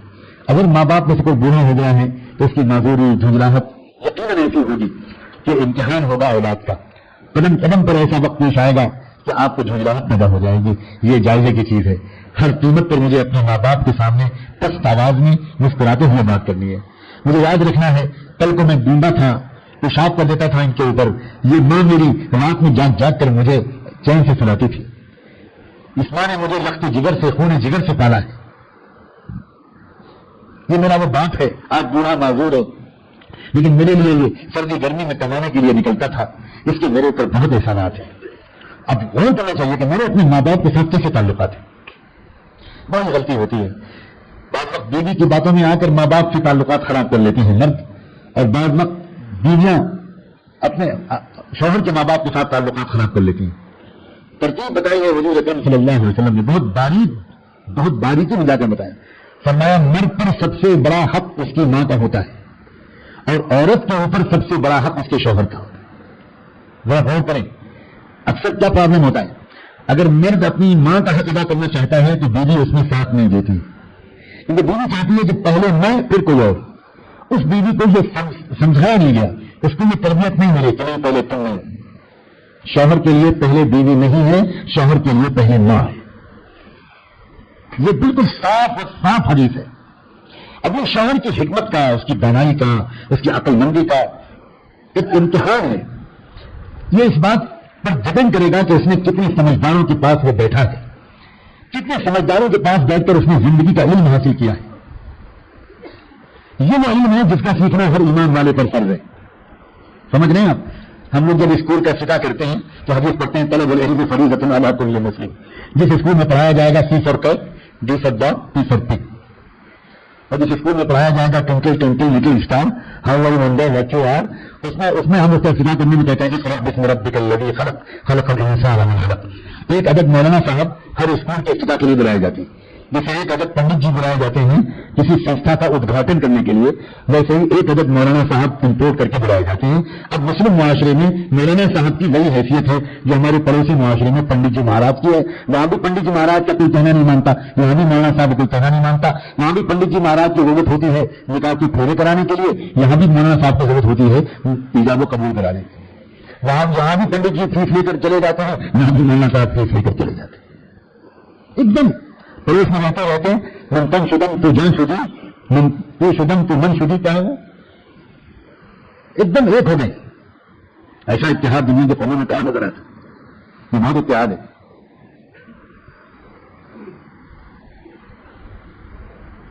جس علم کے بارے میں آپ نے فرمایا کہ طلب العلم فریضۃ، وہ لکھنے پڑھنے والا علم تھا. اگر طلب العلم فریضۃ کا مطلب یہ ہے وہ والا علم جو کاپی کتاب میں سکھایا جاتا ہے، جو بلیک بورڈ پہ سکھایا جاتا ہے، جو اسکولوں اور مدرسوں میں سکھایا جاتا ہے، اگر وہی پورا علم ہر مسلمان کے دل میں فرض ہے تو ہر مسلمان تو وہ علم حاصل نہیں کر سکتا. انہیں صحابہ کرام میں ہر ایک کے پاس وہ علم تھا. وہ کون سا علم ہے؟ وہ علم ہے زندگی کا علم، معاشرت کا علم، اخلاق کا علم، معاملات کا علم، عبادات کا علم، قلبی کیفیات کا علم. شوہر بیوی کے ساتھ کیسے برتاؤ کرے، شوہر بیوی اور اپنی ماں اور باپ کے درمیان کیسے بیلنس کرے، یہی تو بیلنس کمانا. لیکن بیلنس کا علم سیکھتے نہیں اور شادی کرنے میں اتنی جلدی کرتے ہیں کہ اللہ کی پناہ. یہ سیکھے بغیر کہ فیملی کو کیسے چلایا جائے. مسائل آئیں گے، بالکل آئیں گے، یقیناً آئیں گے، اور ہر گھر میں آتے ہیں. اور حضور پاک صلی اللہ علیہ وسلم کے گھر میں بھی آتے تھے، تو پھر کس گھر میں نہیں آئیں گے؟ ہر گھر میں آئیں گے مسائل. لیکن ایک وہ شخص ہے جس نے ان مسائل سے نمٹنا سیکھا ہے. یہی علم دین، یہی علم زندگی، یہ ہے زندگی کا فن، زندگی کا سائنس. وہ انسان اپنے ماں باپ کا بہترین بیٹا بھی بنا رہے گا اور اپنی بیوی کا بہترین شوہر بھی بنا رہے گا. آسانی کے ساتھ بیلنس کر لے گا. ماں باپ کی دعائیں بھی لیتا رہے گا اور بیوی کی محبتیں بھی اس کو حاصل رہیں گی. کوئی ٹینشن اور تناؤ نہیں پیدا ہونے دے گا. کوئی مسئلہ اگر پیدا ہوگا بڑی آسانی اور خوبصورتی سے منا کر بہنا کر حل کر لے گا. کوئی مسئلے کو بہت بڑا بتنگر نہیں بننے دے گا. لیکن یہ وہ شخص ہے جس نے اپنے اخلاق کا جائزہ لیا اور پھر سیکھا. اسی لیے عرض کر رہا ہوں بار بار ہر کچھ دن کے بعد اس قسم کی بات میں خانقاہ کی اس مجلس میں عرض کرتا ہوں تاکہ آنے والے احباب، اور الحمدللہ اللہ کا فضل ہے، مجھے ناشکری نہیں کرنی چاہیے، ایسا لگتا ہے کہ کچھ لوگ ضرور سنجیدگی سے اس بات کو لیتے ہیں. ہر کچھ دن کے بعد ان باتوں کو دہراتا ہوں تاکہ وہ لوگ جو آتے ہیں یا آنا چاہ رہے ہیں، آ رہے ہیں، وہ ذرا سمجھیں کہ کس نیت کے خاطر ساتھ کیا مقصد بنا کر، کیا سیکھنے کے لیے، پوری زندگی کو بہتر بنانے کے لیے. زندگی کے تمام شعبوں کو سجا لیجیے. شریعت اسلامی کے خوبصورت نگینوں سے معاشرت کا جائزہ لیجیے. معاشرت کا لفظ تو اتنا اجنبی ہو گیا ہے کہ معاشرت کے لفظ سے کیا مقصود ہے یہ آج اکثر لوگوں کو سمجھ میں نہیں آتا. آپ یہ دیکھیے کہ آپ کے گھر میں سونے کے جاگنے کے اوقات کیا ہے، یہ ہے معاشرت. آپ یہ دیکھیے کہ آپ کے گھر میں پردے کا چلن کتنا ہے، یہ ہے معاشرت. آپ یہ دیکھیے کہ آپ کے گھر میں حیا اور حجاب کا چلن کتنا ہے. آپ یہ دیکھیے کہ آپ کے گھر میں رہن سہن کا، خرچ کا، بجٹ بنانے کا، ماہانہ خرچ کا، اور پیسوں کو بچا کر امت کو طاقتور بنانے کے لیے، دین کے مختلف تقاضوں پر خرچ کرنے کے لیے کیا ہمارے بجٹ میں مستقل حصہ ہے. یہ ہے معاشرت. معاشرت رہن سہن کے طریقوں کو بھی کہتے ہیں. معاشرت گھر کی تہذیب اور کلچر کو بھی کہتے ہیں. دیکھیے کہ کیا بچے جب آپ کے گھر میں داخل ہوتے ہیں، آپ کے پیارے بچے، تو سلام کر کے داخل ہوتے ہیں. آتے وقت آپ کو سلام کرتے ہیں. بچوں کو عادت ڈالیں ہے اس کی. آپ خود کیا اپنے گھر میں جب داخل ہوتے ہیں تو کیا سلام کر کے داخل ہوتے ہیں؟ اتنا اجنبی ہو گیا ہے سلام کہ ایک صاحب نے کہا کہ آپ کے بیان سے سن کر میں نے اپنے گھر میں جا کر جو سلام کیا تو میرے لیے بھاگی کمرے کے اندر کے بغیر مرد آ گیا. اس لیے تو اس طبیعت مجھ سے پہلے تو میں نے سلام کیا نہیں. وہ بھاگی جگہ سے بتی بجائی کہ یہ کون مل گیا. یعنی اس نے بیچاری نے کبھی خواب میں نہیں دیکھا تھا کہ جناب شوہر صاحب جو خاصی لمبی داڑھی رکھتے ہیں اور بہت طویل کرتا پہنتے ہیں جس میں غریب آدمی کے 2 پٹے بن جائیں، لیکن انہوں نے کبھی سلام نہیں کیا تھا. اس لیے کہ کبھی سوچا ہی نہیں کہ اسلام ہے کیا. اللہ اکبر. اسلام ہے پورا درد زندگی ہے. کبھی آپ نے، اگر آپ کو غصہ آ گیا اور آپ نے کچھ بات اپنی بیوی سے کہہ دی، کبھی آپ نے بعد میں معافی مانگی؟ ارے بیوی سے معافی مانگ. کوئی وہاں پٹھان بیٹھا ہوگا تو بیچ بیان میں گھٹ کے چلا جائے گا. غالباً ہے ہی نہیں کوئی پٹھان، یا غیر پٹھانوں کے بیچ میں رہ کے وہ بھی ایسے ہو گیا. ہمارے حضرت سناتے ہیں کہ ایک بار صوبہ سرحد کے علاقے بنو میں جو 100% پٹھانوں کا علاقہ ہے اور بہت لڑکے سے ذرا ذرا کی بات پر بیوی کو مار دینا، ذرا ذرا کی بات پر تھپڑ مار دینا، لات مار دینا، یہ کلچر ہے وہاں. گھر سے نکال دینا، بھوکا مار ڈالنا. تو حضرت فرماتے ہیں میں جب بھی وہاں جاتا تو بیان اخلاق پر، معاشرت پر کرتا. ایک بار میں نے ذرا کھل کر کہا، پرانے دوست احباب جمع تھے، تو میں نے ان کے سامنے کہا کہ بھائی کبھی اگر غصہ آ جایا کریں تو اپنی بیوی کو سوری بول دیا کرو، اپنی بیوی سے معافی مانگ دیا کرو. ایک خان صاحب کھڑے ہو گئے. بیوی سے معافی مانگے گا، ہم بیوی سے پٹھان معافی مانگے گا، مر جائے گا مگر معافی نہیں مانگتا. اب جن شوہروں کا یہ مزاج ہو، منا لینا، راضی کر لینا، کوئی چٹکلا چھوڑ دینا، کوئی لطیفہ کہہ دینا، گھر کے اندر خوشیوں کا ماحول بنا دینا، یہ معاشرت ہے. ہمیں اپنا گھر کا جائزہ لینا چاہیے. ہمارے گھر میں خوشیوں کا ماحول ہے کہ نہیں، محبتوں کا ماحول ہے کہ نہیں، اپنے بچوں کو اس طرح کی تربیت دے رہے ہیں کہ نہیں دے رہے ہیں. یہ سب معاشرت میں آتا ہے. بچوں کی تربیت، ماں باپ کے حقوق، میاں بیوی کے حقوق، اولاد کے حقوق، پڑوسیوں کے حقوق، یہ حقوق سنتے ہیں اور خالی پڑھ کے اٹھ جاتے ہیں. اپنی زندگی میں اپلائی دیکھیں، غور کریں، گھر میں بیٹھ کر آپس میں بات کریں، آپس میں مشورے کریں اور اپنی بچیوں کو شروع سے تربیت دیں. بچیوں تم اس گھر میں امانت ہو، اصل میں تو تم کسی اور گھر کی زینت بننے والی ہو. ماں باپ کبھی بچوں سے سنجیدگی سے باتیں نہیں کرتے، کبھی بچوں کی تربیت کرتے ہوئے. کیا زمانہ آ گیا بچوں کی تربیت کیے بغیر ان کو شادی کر کے سسرال بھیج دیتے ہیں. اب وہ بیچاری بالکل انٹرینڈ ہوتی ہیں، ان ایجوکیٹڈ ہوتی ہیں، انہیں پہلے سے کچھ بتایا نہیں جاتا اور شادی کا صرف رومانٹک تصور ان کے ذہن میں ہوتا ہے، صرف رومانٹک تصور. ان بیچاریوں کے ذہن میں جب یہ دلہن بنوں گی، سجائی جاؤں گی، پھر یوں ہوگا، پھر جاؤں گی، پھر یوں اتاری جاؤں گی، پھر یوں بٹھائی جاؤں گی، پھر میری بڑائی لے جائیں گی، پھر میرے کاجل لگایا جائے گا، پھر میری مہندی لگائی جائے گی، پھر یہ ہوگا، پھر وہ ہوگا. انہیں یہ پتہ نہیں ہے کہ اس کا بعد کیا ہوگا، بالکل بتایا نہیں جب.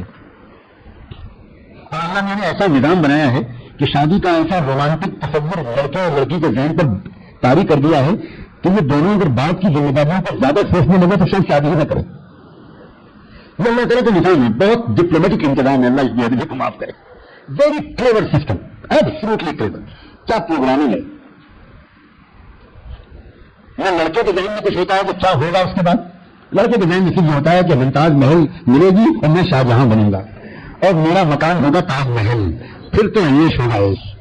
حالانکہ ایک مہینے کے اندر آٹے دال کا بھاؤ معلوم ہو جائے. اور ایک مہینہ بھی میں نے بہت احتیاط سے کہا، صرف 3 دن اللہ کے راستے میں کاٹی.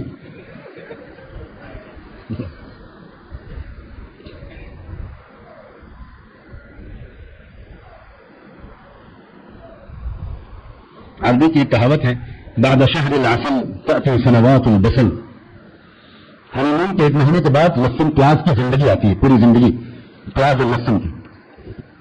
میں تو اکثر کہا کرتا ہوں کہ اگر اللہ تعالیٰ نے یہ رومانٹک تصور لڑکوں اور لڑکیوں کے ذہن پر حاوی نہ کر دیا ہوتا تو قسم بخدا کوئی سمجھدار آدمی شادی نہ کرتا، اور گرفتار کر کے ہتھکڑیاں ڈال کر 2 پولیس والوں کے ساتھ جن کی مونچھیں بڑی ڈراؤنی ہوں، موٹے موٹے ڈنڈے پکڑ کے جگہ کو لایا جاتا، اور اس پر بھی وہ کوئی بہانہ کر کے چپل جوتے چھوڑ کے بھاگتا، اور سڑک پہ جب دوڑتا ہوا پکڑا جاتا ہے تو وہ پوچھتے کہ کہاں جا رہا ہوں؟ ارے وہ میری شادی کرنے جا رہے، پکڑیے سمجھائیے ہم کو، 1 لاکھ روپے میں کما کے دے دوں گا، میری شادی نہ کیجیے۔ یہ ہے شادی شدہ زندگی۔ آپ بیوی بیمار ہیں، آج بیوی ناراض ہو گئی، آج ساس ناراض ہو گئی، آج بیوی کی غم ناراض ہو گئی، آج بہن بیمار ہو گیا، آج بہن بیمار ہو گئی، آج بچہ بیمار ہے، آج میٹ خراب ہے، آج کھانا ہی نہیں پتا، آج مرغ تیز ہو گیا، آج مرچ تیز ہو گئی، آج مسالہ جھیل دیا، آج یہ کر دیا، آج وہ کر دیا، اور مصیبت کی زندگی۔ آدمی سوچتا کہ یا لیتنی مت قبل ھذا وكنت نسيا منسيا۔ ہمارا امریکن دوست تھا، اس کی شادی ہوئی، 1 ہفتے کے بعد کلاس میں واپس آیا، آتے ہی اس نے بلیک بورڈ پر ایک شعر لکھا جس کا مطلب تھا کہ دوستو میں تو پھنس چکا، دعا کرتا ہوں تم میں سے کوئی نہ پھنسے۔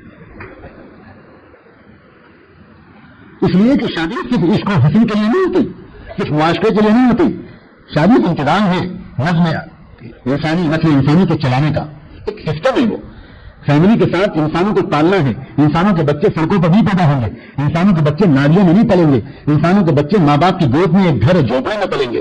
انسان کے بچہ دلی کے بچے کی طرح 1 ہفتے میں چلنے پھرنے کھانے پینے کے لائق نہیں ہو جاتا۔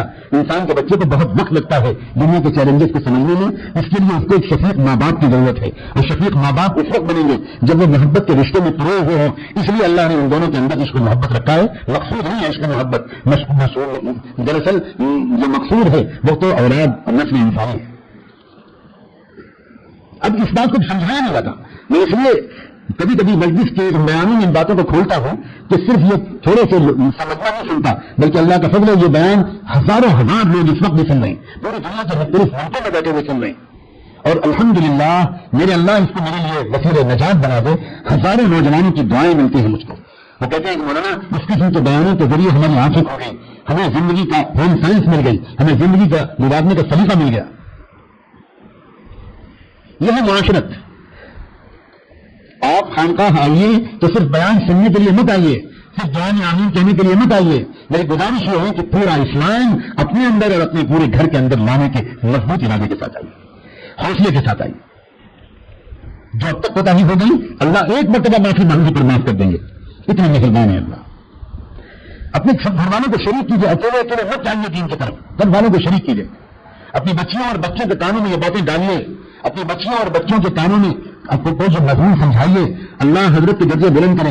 وہ ساجد کا ذوق پہلے سے بھی تھا، لیکن اتنا کھل کر بات کرنے کی میں ہمت شاید نہ کرتا، لیکن حضرت کا جو ذوق دیکھا، حضرت جس طرح مردوں اور عورتوں کے مجموعے میں، خاص طور پر مستورات کے مجموعے میں، اور عام طور پر زندگی کے تین ابواب پر جتنا کھل کر بات کرتے ہیں، میں نے دنیا میں اتنا کھل کر بات کرنے والا اب تک میں دیکھا نہیں سنا۔ ابھی آپ اس مہینے کا الفرقان اگر آپ لیں گے تو آپ اس میں بیان پڑھیں گے حضرت کا، میرا بیوی کو ایک دوسرے کو سمجھنے کی ضرورت ہے۔ اللہ اکبر! اس بیان کو سن کر ہم لوگ حیران تھے، یہ شیخ طریقت بیان کر رہا ہے، یہ عارف باللہ بیان کر رہا ہے، یا ایک فیملی سائیکالوجی کا، ایک فیملی سائنس کا کوئی ایکسپرٹ بیان کر رہا ہے۔ کس قدر عجیب و غریب بات ہے کہ بیویاں جن چیزوں کو اپنے شوہروں سے اشاروں کی زبان میں کہتی ہیں لیکن اکثر شوہر سمجھ نہیں پاتے۔ بیویاں میسج دیتی ہیں، بیویاں وہ بات کھل کر نہیں کہہ پاتی جو مرد کھل کر کہہ دیتا ہے، بیویاں میسج دیتی ہیں لیکن شوہر نہیں سمجھ پاتے ان باتوں کو، اس کی وجہ سے بہت تاخیریں پیدا ہو جاتی ہیں، کچھ نہ ہوتے ہوئے بھی بات بگڑ جاتی ہے۔ بڑی عجیب مثالیں دی ہیں کہ بیویاں کس طرح میسج دیتی ہیں، کس طرح بات کرتی ہیں، بیویاں شوہر کس طرح مس انڈرسٹینڈ کرتے ہیں، شوہر کی باتوں کو بیویاں کس طرح غلط سمجھتی ہیں، اتنا کھل کر اور اس قدر فرینڈلی بات ہے، دوستانہ گفتگو ہے، اتنی پیاری گفتگو ہے وہ، اور اس میں انگلش کا استعمال بھی حضرت نے بہت کیا ہے۔ اس کی وجہ سے وہ جس آڈینس سے خطاب کر رہے تھے، جس عورتوں کے مجموعے سے خطاب کر رہے تھے، 90% صرف انگلش اسپیکنگ کلاس تھا، ان کے لیے مولویانہ اردو کو سمجھنا آسان نہیں تھا، تو ڈفرینس اس میں انگریزی کے الفاظ استعمال کیے ہیں اور بڑی خوبصورت مثالیں دی ہیں، اور عورت اور مرد کے مزاج کا فرق بیان کیا ہے۔ یہ ہے معاشرت کا علم، یہ ہے گھر کو کامیابی کے ساتھ چلانے کا علم، اور اسی لیے کہا جاتا ہے کہ سمجھدار لوگوں کے پاس بیٹھو، علم کی مجلسوں میں جاؤ، ذکر کی مجلسوں میں جاؤ، کام کی باتیں ملیں گی، تمہاری زندگی خوشگوار گزرے گی، تمہارا گھریلو ماحول خوشگوار ہوگا، تمہارا مزاج درست ہوگا، جب تمہارے اندر صفات اچھی آئیں گی، عقل آئے گی، سمجھداری آئے گی، صبر آئے گا، شکر آئے گا، تو تم صرف صوفی نہیں بنو گے، تم ایک بہت کامیاب شوہر بھی بنو گے، تم ایک بہت کامیاب ماں باپ بھی بنو گے، تم ایک بہت کامیاب ساس اور سسر بھی بنو گے، تم ایک بہت کامیاب بیٹی اور بہو بھی بنو گے۔ اللہ کے واسطے اپنا جائزہ لینے کی عادت ڈالی۔ ایک اسسمنٹ جسے ہوتا ہے، آپ اپنے کاروبار کا جائزہ لیتے ہیں۔ زیادہ سمجھدار لوگ اپنی صحت کا جائزہ لیتے ہیں۔ آج کل تو اسکیمیں چلتی ہیں، آدمی بڑے بڑے ہاسپٹل میں ممبر بن جاتا ہے اور پھر سالانہ اپنا ہیلتھ چیک اپ ہوتا ہے، پورا سر سے پیر تک کا چیک اپ ہوتا ہے، بلڈ ٹیسٹ ہوتے ہیں، کولیسٹرول دیکھا جاتا ہے، شوگر دیکھی جاتی ہے، بلڈ پریشر ٹیسٹ ہوتا ہے، ہارٹ کو دیکھا جاتا ہے، لیور فنکشن دیکھا جاتا ہے، کڈنی فنکشن دیکھا جاتا ہے، کیا صورت حال ہے، کان، ناک، آنکھ، سب کچھ چیک ہوتا ہے، اور سال بھر میں ایک مرتبہ آدمی جائزہ لیتا ہے۔ بہت رواج ہو گیا پڑھے لکھے لوگوں میں، اتنی فکر ہے اپنی دانتوں کی، اتنی فکر ہے ہر چیز کی، مبارک ہے، کوئی حرج نہیں۔ جن لوگوں کو اس قسم کا ذوق ہے کوئی ان کو حرام نہیں کہہ سکتا، لیکن کمال ہے کبھی ایک مرتبہ بھی کوئی چیک اپ نہیں ہوا اس بات کا کہ میرے اخلاق کیسے ہیں، میرے معاملات، میری معاشرت کیسے ہیں، میرے دل کے جذبات کیسے ہیں، میری نماز کیسی ہے، میرا رکوع اور سجدہ کیسا ہے، بچوں کا رویہ میرے ساتھ اور میرا رویہ بچوں کے ساتھ کیسا ہے، بچوں کی تربیت کے سلسلے میں کیا میں اپنی ذمہ داری کو ادا کر رہا ہوں، میں اپنے بچوں کو کچھ وقت دیتا ہوں۔ عجیب زمانہ ہے، عجیب بات ہے۔ دین بھی شکایت کر رہا ہے کہ آپ کے پاس اس کے لیے وقت نہیں، مسجد بھی شکایت کر رہی ہے کہ آپ کے پاس اس کے لیے وقت نہیں، قرآن بھی شکایت کر رہا ہے کہ آپ کے پاس اس کے لیے وقت نہیں، تسبیح اور ذکر بھی شکایت کر رہی ہے کہ آپ کے پاس اس کے لیے وقت نہیں، اور بہت دلچسپ بات یہ ہے کہ آپ کی بیوی بھی شکایت کر رہی ہے کہ آپ کے پاس اس کے لیے وقت نہیں۔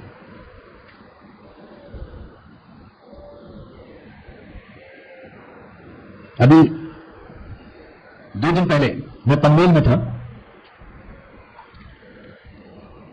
مستورات کے بیان کے بعد مجھے کسی خاتون کی طرف سے پرچہ ملا، بدقسمتی سے میں شدید مشغولیت کی وجہ سے مردوں کے بیان سے پہلے وہ پرچہ پڑھنے بھول گیا۔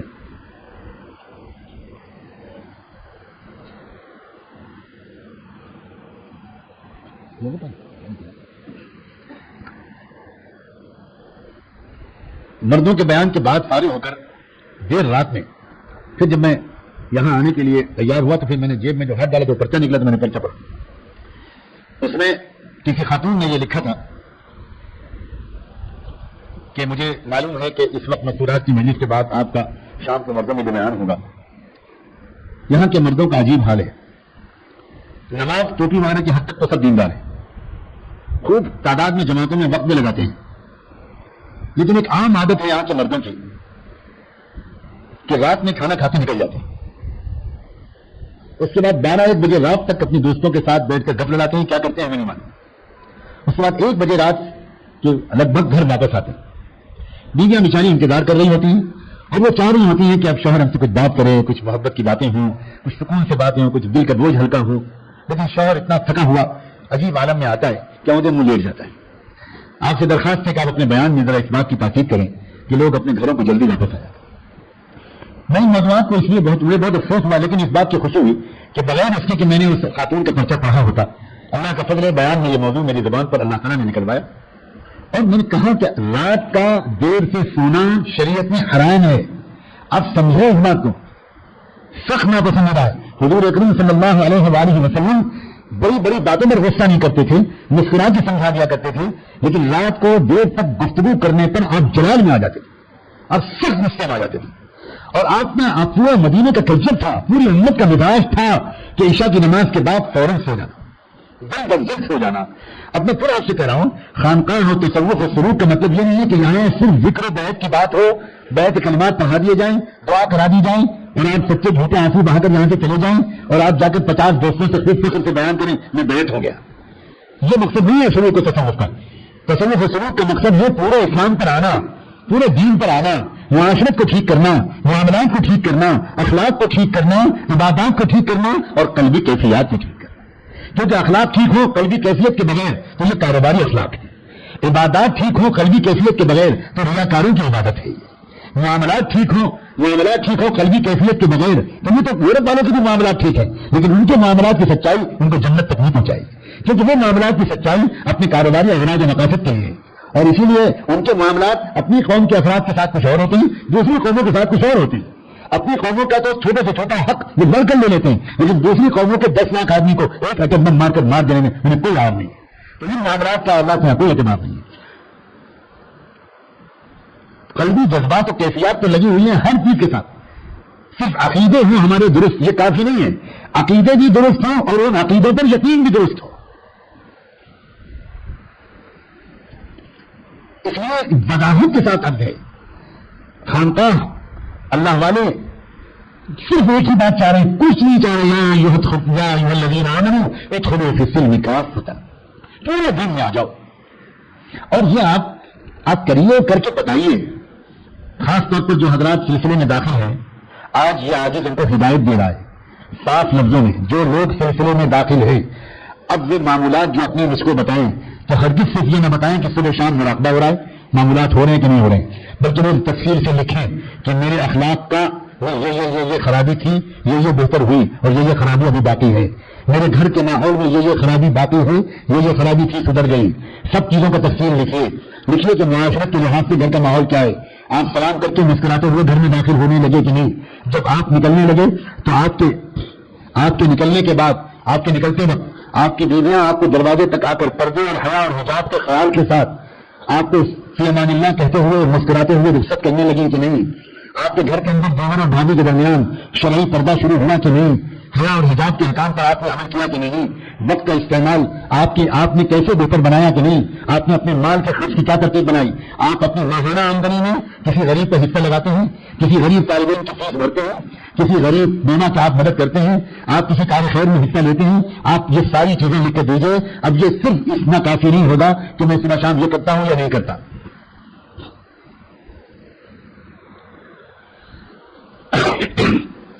اب ذرا آگے بڑھیے، اب ذرا اپنی سطح کو آگے بڑھائیے. اب پورے دین کی طرف آنے کا ایک شعوری فیصلہ کیجیے. پورے دین کو اپنے گھر میں داخل کرنے کا شعوری فیصلہ کیجیے.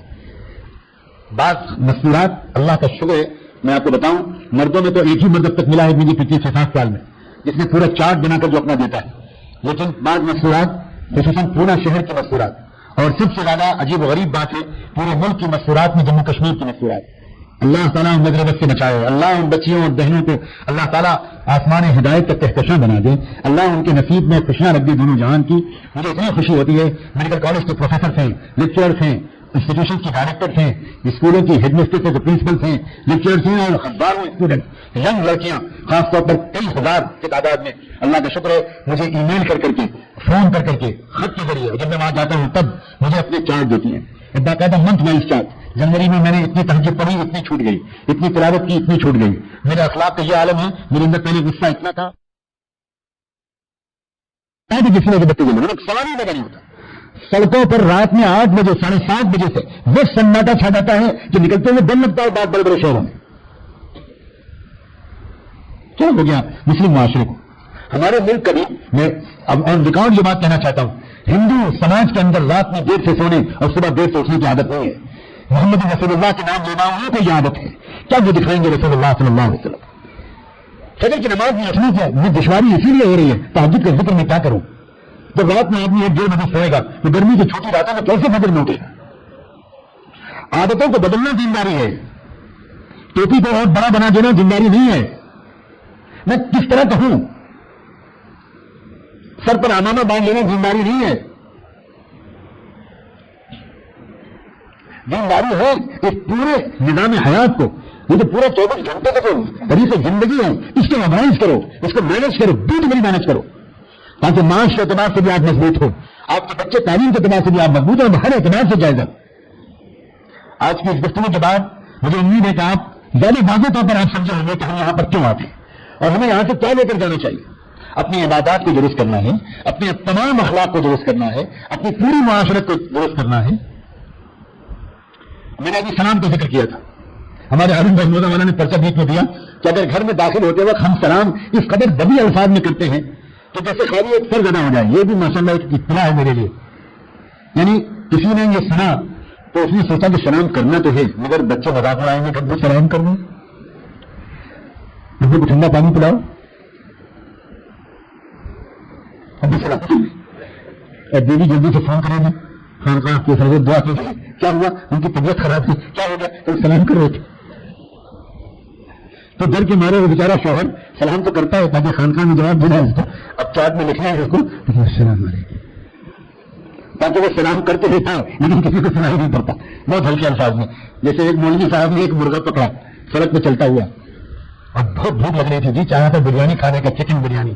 تو اس مرغے کو پکڑ کے انہوں نے کہا کہ آپ اس کو جائز کرنے کے لیے کچھ کرنا پڑے گا. تو مفتی صاحب کو فون کیا جتنا کریں بھائی آپ 3 بار گاؤں میں اعلان کرواؤ یہ مرغا کس کا ہے. تو انہوں نے مسجد کا مائک کھلوایا اور کہا یہ مرغا کس کا ہے، یہ مرغا کس کا ہے، اور بسم اللہ اللہ اکبر. وہ آئے نہیں 3 بار اعلان کے باوجود. اس طرح لوگ سلام کرتے ہیں. بعض وقت انسان سلام اس لیے نہیں کرتا، اللہ اکبر کیا گہری نفسیاتی کمزوریاں ہیں کہ سلام کرنا چونکہ آج کا فیشن ہے تو کہیں لوگوں کو برا نہ لگے، کہیں لوگ معیوب نہ سمجھیں، کہیں لوگ مذاق نہ اڑائیں. اور کہیں کبھی کبھی سلام اس آدمی اس لیے نہیں کرتا کہ بڑا آدمی چھوٹے کو سلام نہیں کرتا، چھوٹا بڑے کو سلام کرتا ہے. میں تو گھر کا بڑا ہوں تو میں جب گھر میں جاؤں تو گھر والے مجھے سلام کریں، میں کیوں سلام کروں، بچے مجھے سلام کریں، میں کیوں سلام کروں. اپنی تمام نفسانیت اور انانیت کو قربان کر دینا چاہیے ہمیں حضور اکرم صلی اللہ علیہ وسلم کی سنت پر. آپ سے بڑھ کر دنیا میں کون تھا، لیکن آپ زندگی میں کبھی بھی سلام کیے بغیر اپنے گھر میں داخل ہیں. اور جب انسان اپنے بچوں کو سلام کرتا ہے اور معنی کے شعور کے ساتھ اس کے دل سے دعا نکلتی ہے کہ اللہ کرے میرے یہ سارے بچے ہمیشہ خوش و خرم رہے، السلام علیکم ورحمۃ اللہ وبرکاتہ، تو بچے کو واقعی لہک کر جواب دیتے ہیں وعلیکم السلام ورحمۃ اللہ وبرکاتہ. دوڑ کر آتے ہیں چھوٹے چھوٹے بچے وعلیکم السلام ورحمۃ اللہ وبرکاتہ، پانے سے لپٹ جاتے ہیں. اور صرف سلام کر دینے کی برکت سے آپ کو کیا بتاؤں کتنے اشارات ہیں. یہ جتنے بھی مسنون دعائیں ہوتی ہیں، یہ جتنے بھی مسنون کلمات ہوتے ہیں، ان مسنون کلمات میں ہر حرف پر ہزاروں فرشتے ہوتے ہیں. سوچیے ذرا، آپ اگر اپنی سواری پر بیٹھتے ہیں اور سواری پر بیٹھ کر کہتے ہیں سبحان الذی سخر لنا ھذا وما كنا له مقرنین وانا الى ربنا لمنقلبون، تو اللہ تعالیٰ کو اپنے محبوب محمد رسول اللہ صلی اللہ علیہ وآلہ وسلم کی زبان مبارک سے نکلے ہوئے کلمات اتنے پسند آ چکے ہیں کہ آپ نے فرما دیا ہے جبریل امین سے میرے نبی محمد کی زبان سے نکلا ہوا کوئی بھی کلمہ دنیا کے کسی گاؤں میں، کسی چچل میدان میں، اندھیری رات میں اگر محمد کی زبان سے نکلا ہوا کوئی کلمہ پڑھے تو اتنے لاکھ فرشتے اتار دیا کرو اس کی حفاظت کے لیے ہر دعائیں مسنون پر. میرے اساتذہ بتایا کرتے تھے غیر مسنون الفاظ میں تم دیر تک دعا مانگو، ضروری نہیں ہے کہ وہ مدد آسمان سے اترے جو محمد رسول اللہ کے مسنون ایک لفظ کے ذریعے سے اترے گی. تم صرف گھر کا دروازہ جس وقت بند کرتے ہو یہ کہو گے کہ بسم اللہ. یہ ہماری بہویں بیٹھنا غور سے سنیں، رات کے سوتے وقت جب آپ گھر کا دروازہ بند کرتی ہو عزیز بچیوں پیاری بہو، جب تم اپنے مکان کا دروازہ بند کرتی ہو، جب اپنے کمرے کا دروازہ بند کرتی ہو، جب تم اپنے فریج کا دروازہ بند کرتی ہو، جب تم اپنے الماری کا، کبوڈ کا اور اپنی نمک خانے کا دروازہ بند کرتی ہو، تم جس وقت بسم اللہ پڑھ کے بند کر دو گی قسم کھا کے میں کہہ سکتا ہوں کوئی چیز سڑے گی نہیں، کوئی چیز گلے گی نہیں، کسی چیز کا کوئی چوری نہیں ہو سکتا.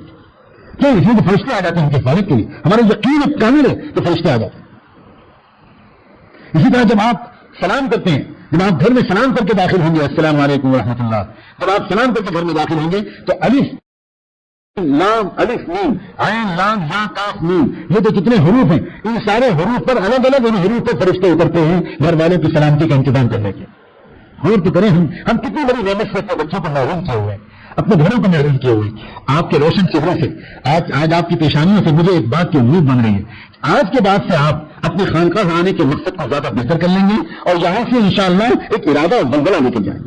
آپ مایوس مت ہو لوگوں، اس زمانے کے اعتبار سے آپ بہت غنیمت لوگ ہو. ہم کہاں سے اور ڈھونڈیں لوگوں کو، ہم کہاں سے اور لوگوں کو تلاش کریں.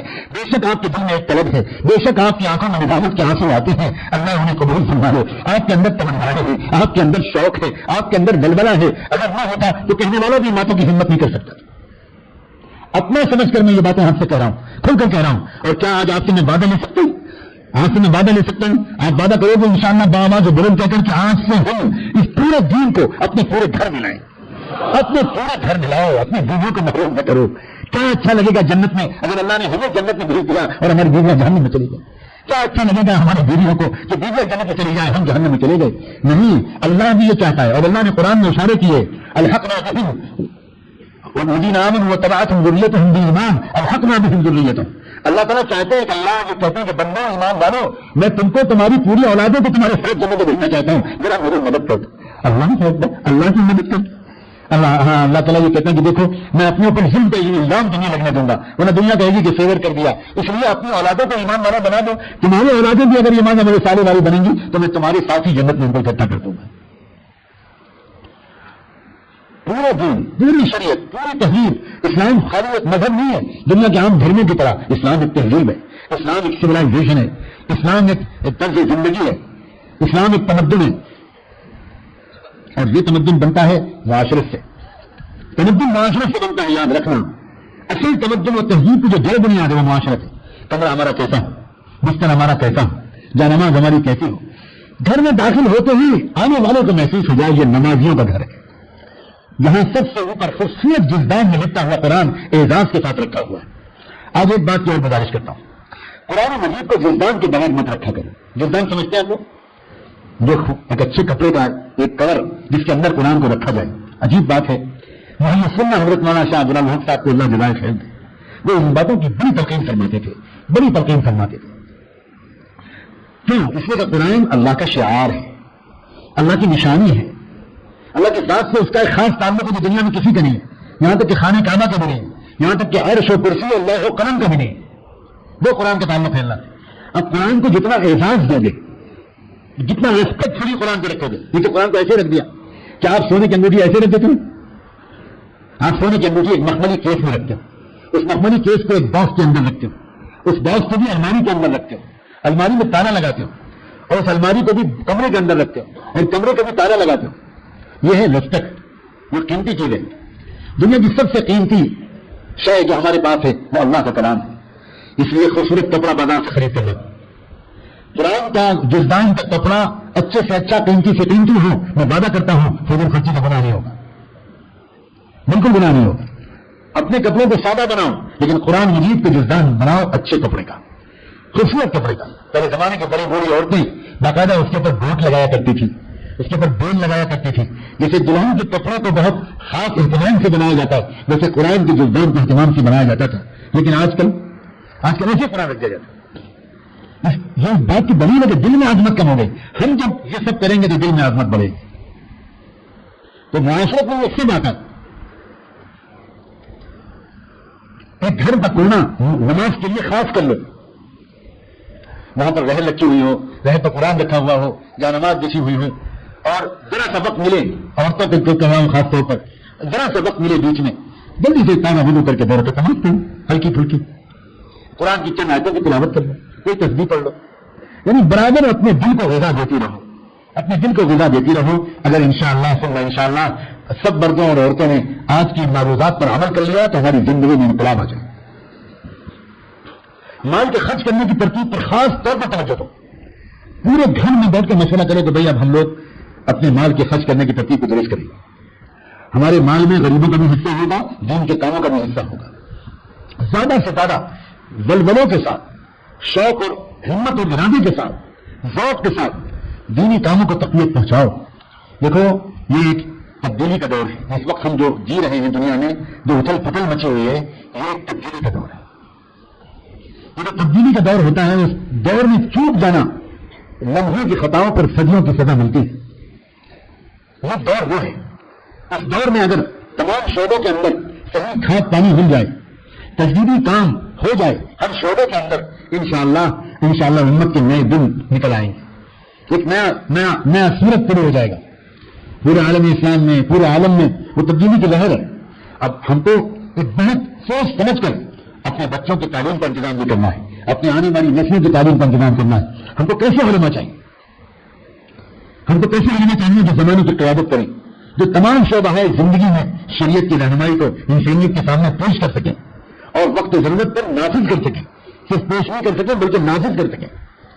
آج دنیا میں پہلے مدارس میں جو باہر سے کال آتی تھی، زیادہ سے زیادہ جمعہ کی امامت کرنے والے ائمہ بھیج دیجیے، اس کی کال آتی تھی۔ رمضان میں تراویح میں قرآن سنا دیں، ایسے حافظ بھیج دیجیے، اس کی کال آتی تھی۔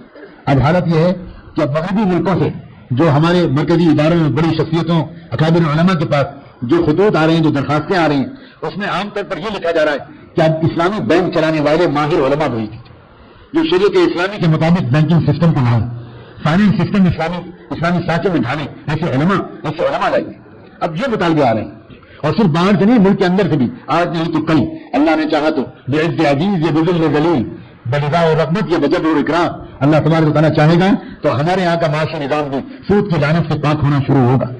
دنیا پریشان ہوتی چلی جا رہی ہے، تسلیم نہیں کر رہی اپنی غلطی کو۔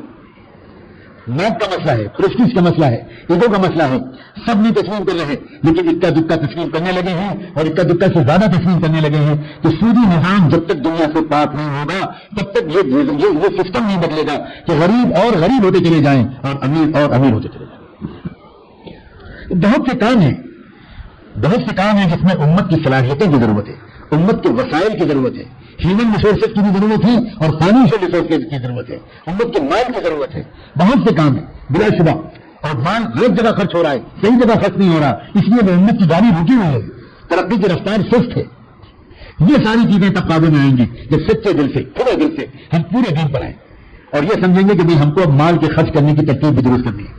تو یہ ساری زندگی کے تمام شعبوں میں اپنے آپ کو بدلنا اور بہتر بنانا، اپنی بیویوں کے جذبات بھی بنائیے، اپنے بچوں اور بچیوں کے جذبات بنائیے، اپنی بہوؤں اور دامادوں کے جذبات بنائیے، رشتے ایسے ہی گھروں میں کیجیے اور اسلام کو اپنی زندگی کا مقصد بنا لیجیے، محبوب بنا لیجیے، اسلام کے وفادار بن جائیے، اسلام کے سپاہی بن جائیے، اسلام کے داعی بن جائیے۔ انسانیت کو اسلام کی ضرورت ہے، ہمارے ملک کو اسلام کی ضرورت ہے، پورے عالم کی انسانی برادری کو اسلام کی ضرورت ہے۔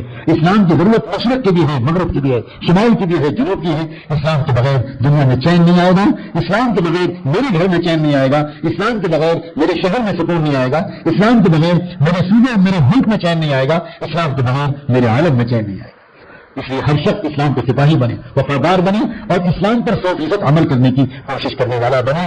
اللہ تبارک و تعالیٰ ان کلمات میں خیر و برکت ڈال دے۔ وآخر دعوانا ان الحمد للہ رب العالمین۔